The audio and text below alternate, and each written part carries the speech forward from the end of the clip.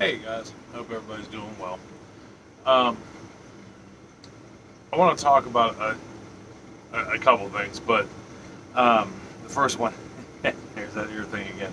Um, First thing I want to talk about is the pandemic and what's going on with that. Uh, so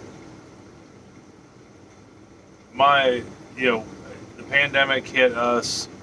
Depending on who you talk to, kind of came to the U.S. in January-ish. It didn't really hit the news and things till about March. That's kind of when it started spreading. It's now December, and we worked very hard as a family unit to try not to get this. So in my household, I feel like it's one of those my ship's about to blow up videos. Do not come here things, but it's not. So anyhow, um, time moves forward. Make it through Thanksgiving. Well, after Thanksgiving, which today is December 3rd, I think.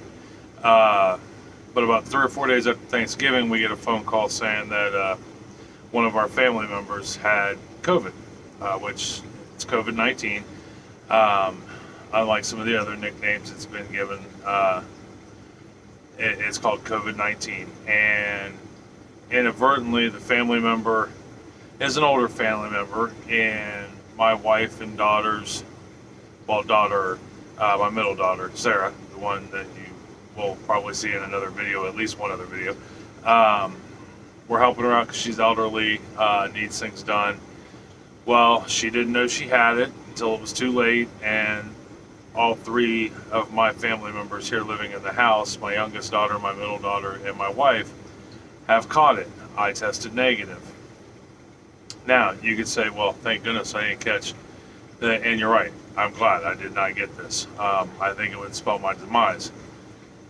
So that being said, I still had to take off 14 days of work.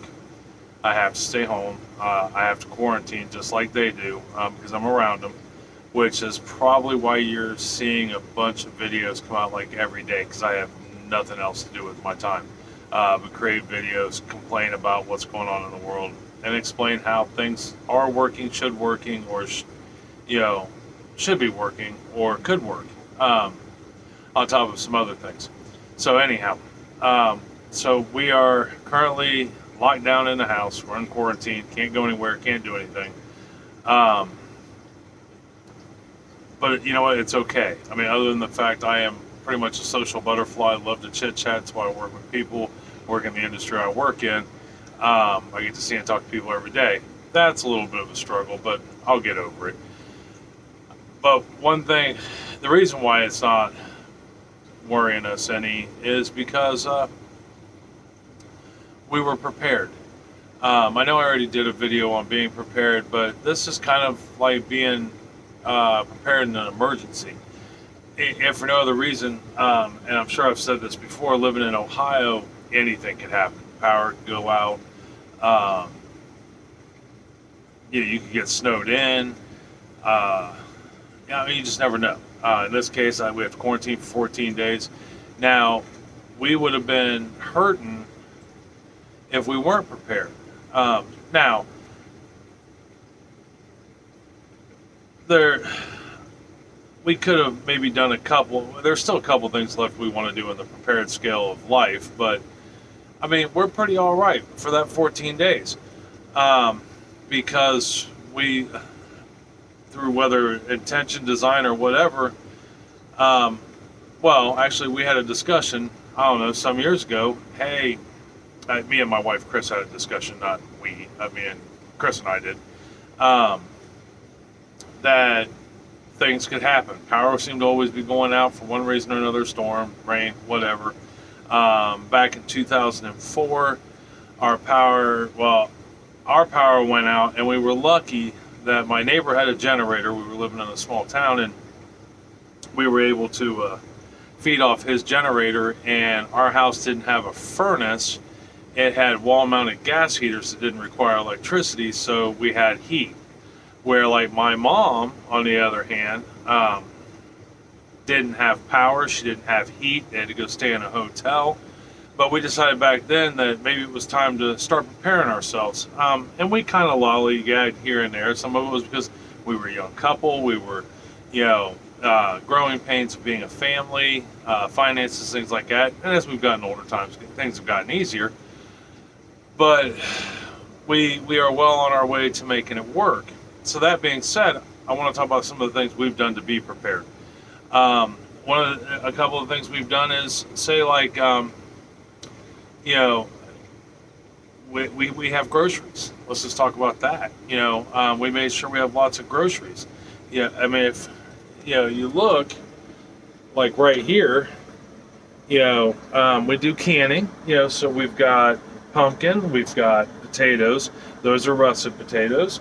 They say you can't really count. You shouldn't can them, not because they're bad for you or they'll go bad, but see how it's a little cloudy. That's the starch. They're still good to eat. They just don't look as pretty on a shelf as compared to a white potato. But we've got pulled pork. We've got dark meat chicken. We've got chicken breast. We've got more pulled pork. We've got hamburger. We've got turkey gravy. Well, it's actually turkey broth at the moment, but we can make it out of gravy. We've got baked goods. We've got dry goods, as far as rice and noodles, and there's macaroni and cheese back there. We just started doing up fruit. That's our next canning adventure. We like to can. It's actually kind of cool and fun, and we'll talk about that here in a second. We've got baking goods. Christmas just around the corner. We're going to do a lot of cookies. And then up top there, we've got spices and just extras that you would keep: some soup, some tomatoes, some cherry pie filling, some more soups. And this is just spare stuff, and it changes, and we rotate it out with the stuff upstairs to keep it fresh. My two new acquisitions would be these two tubs right here. I just actually bought those. Those are food safe 5-gallon drums. Now you would say, what the hell do you need food safe 5-gallon drums for? I actually have flour and sugar in those, and I have every intention of getting some more of them just to keep some water in them, in case we lose water, for whatever reason, or we need it to make that work. If you notice behind my shoulder over here, there's another shelf. It's got a bunch of jars on it also. That would all be some more smaller jars of hamburger and chicken, and we've got corn that's done up. We've got salsas and apple butters and apple sauce and pie fillings and pecan pie filling, which is awesome. It's a pecan praline that you just add more pecans to. And then we've got chips and dry noodles and things like that. And then we have our regular pantry upstairs. This is kind of like our emergency pantry. Now we use it, we as we run out of things, because a lot of this stuff is stuff we would use upstairs or use as meals, but as we use the stuff that's upstairs, we just rotate this up and I replenish this. That way it's always fresh. But my point being in that is I now get to spend 14 days in my house. I can't go anywhere. At least I'm not supposed to go anywhere. So with that being said, I don't have to worry about going to the grocery store. The only thing I have to get from the grocery store at any given time, which luckily Walmart and Kroger both, which are our two main grocery stores here in town, both deliver. And so I can get eggs and milk. But that's really it. And if I had chickens and a cow, wouldn't even be getting those. But I don't have those yet. Give it time.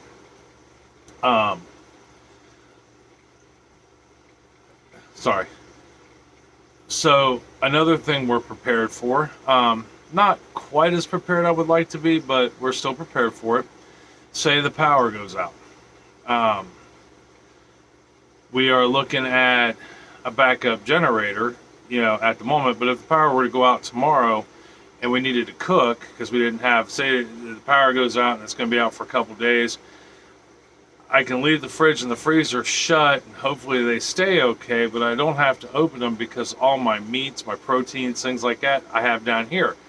Now, we also by design have all cast iron cookware, which will work really well. We don't need a stove. We have a fire pit out back and a small enough amount of wood, enough to get us through cooking meals for a couple days. And it's cold enough out, we could almost get away with keeping some of our refrigerated stuff out in the shed. Um, Now, as far as wanting to be a little more prepared while we're here, because we do rent, I would like to have a generator. Now, I don't want a noisy gas generator. I want a good solar powered generator that I can use with a deep cycle battery to go with it, for something that's long lasting. Um, but that way, off that and a bottle of propane, I can run a camping grill. I can run a hot plate to cook my stuff. I can also, with that generator, run a heater. You know, at one point we had a kerosene heater, but it has long since gone. Which would be another way to go with it. With the propane tank, we can do outdoor heat. Something I could easily sit on the porch to at least warm the kitchen so we can stay in one room. But that our plan is to have a solar generator so that way we can warm the house, and run a hot plate minimum for winter time when the power goes out. Now, we won't need a heater if the power goes out in the summertime, but anyhow, those are a couple things that we're looking at there. I just really wanted to put this out there to show you that being prepared isn't foolish. I used to think that them guys were crazy, and they all lived out in the woods. Well, I mean, there is some rhyme or reason to it. This is my rhyme and reason to it. I don't like to be caught with my pants down, so to speak, and this helped us out. We tried very hard not to have our family get sick, but it happened. Now we have to quarantine. We're stuck in the house. Can't leave. Well, we're not supposed to leave. I said, I'm not sick. I guess in theory I could just walk out the door at any time, but that's not what we're supposed to do. That's not the right thing, and we should always try to do the right thing. Another thing you want to think about, you can eat. You want to be prepared. In our case, we have cast iron skillets. We have a fire pit, plus we have electricity, so that's not a bad thing. But we have food to eat to last us at least a couple weeks. Another thing you might want to think about is first aid. What if something happens? Even in everyday life, I know here we go through Band-Aids having kids like there's no tomorrow because they have to have one whether they're bleeding or not. So like down here I have an extra box of Band-Aids. I got an extra thing of ibuprofen. I got some Neosporin, some extra Neosporin, some antibacterial cream,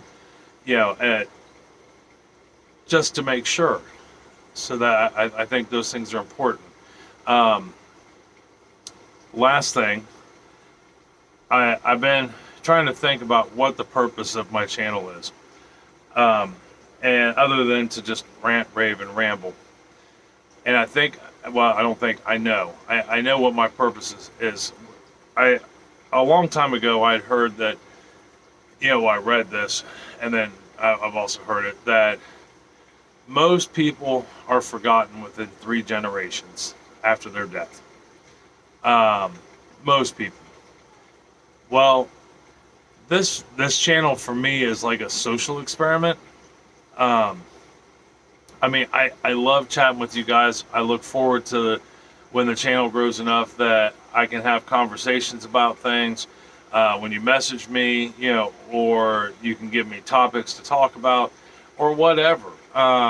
We can hang out on Facebook. But my ultimate goal for this for this video channel is to have my great-great-grandchildren be able to see this and know what their great-great-grandfather was like. I could tell you about my great-grandfather at any rate, but I couldn't tell you a whole lot about him. I don't know what he was truly like. I never got a chance to really talk to him. I knew him. I met him, and he passed away when I was 4, 5, maybe even 6, but I doubt it. I was young at any rate. So this will give my great-grandchildren, or my great-great-grandchildren, or they can just pass me down from generation to generation, a sense of morals, values, what's going on in the world today. They can get a small history lesson from my point of view, I guess.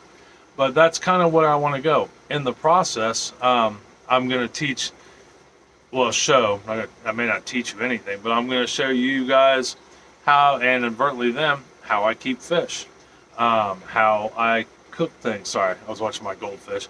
How to keep fish, how to cook things, how to build things out of wood.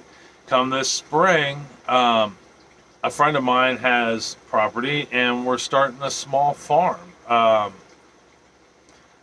where we'll be able to grow vegetables and fruit, and we're building greenhouses, and we're working on solar panels and all that stuff. I'll be videotaping. He already has bees out there, so we'll have honey, and we'll show you how to collect it, and and what to do with it afterwards. Basically, in some ways, you'll be learning as we learn on some things. But you'll get to see how we can and process things, how I make my salsa, how, all that stuff on top of taking care of the fish. We're going to run an aquaponics system in the greenhouse, and raise fish that way to put in the pond that's on the property. It'll be some really exciting stuff. I'll be doing a lot of my woodworking projects from out there. We have an outbuilding. We'll work on cars out there, do all kinds of stuff. We're going to show you how to be a prepper in a lot of aspects, how to grow your own, and how to make your own, how to be your own person and not rely on society for things. All right, well, I gotta go. I'm being called by the youngest, Abby. Oh, in case anybody's wondering, that's my oldest daughter when she was just a wee little one and she was taking dance classes. It's kind of cool. I love that picture. Makes me think about her all the time. I have a little something of everybody down here. At one point here, I'll show you real quick because they'll find this embarrassing. So this is like my Sarah area. She colored that, made that in school, that's my wife, and right there in that corner there is my oldest daughter. I don't have anything of my son's because I don't see him. He's all grown up now and has no need for me. And I think, yep, there she is in all her fame and glory. Right there, yep, is my youngest. That's Abby. Yep, I'm coming. Hold on. All right, I love you guys. Stay safe, take care, and we'll talk to you later. All right, bye.